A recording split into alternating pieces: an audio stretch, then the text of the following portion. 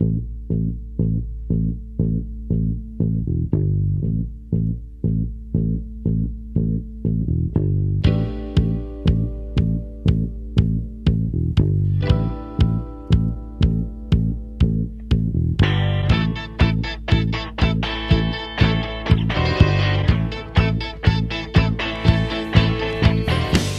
to Scared Out of Our Collective Heads. I'm Patrick, and it's the 13th.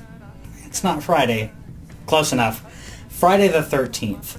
This movie is impactful for so many reasons for the horror genre. It's actually one of my favorites when it comes to franchises, but we're talking about the first one. And you know what that means? No Jason.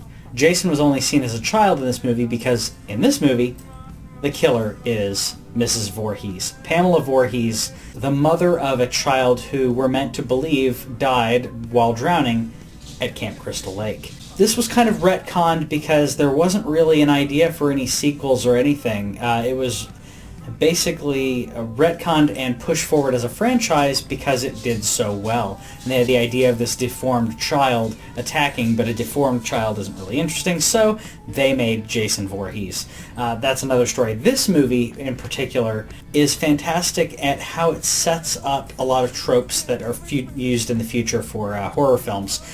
You have all the camp counselors and all the kids doing things they shouldn't do, and one by one they're being knocked off.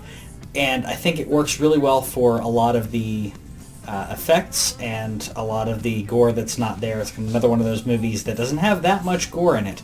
But I think that it's very important in the horror franchise. A lot of people skip this because Jason's not in it, but I implore you, if you haven't seen it, check this movie out.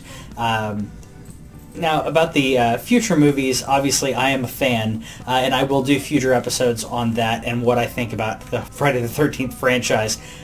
I'll talk to you guys all about that later. But for now, take care.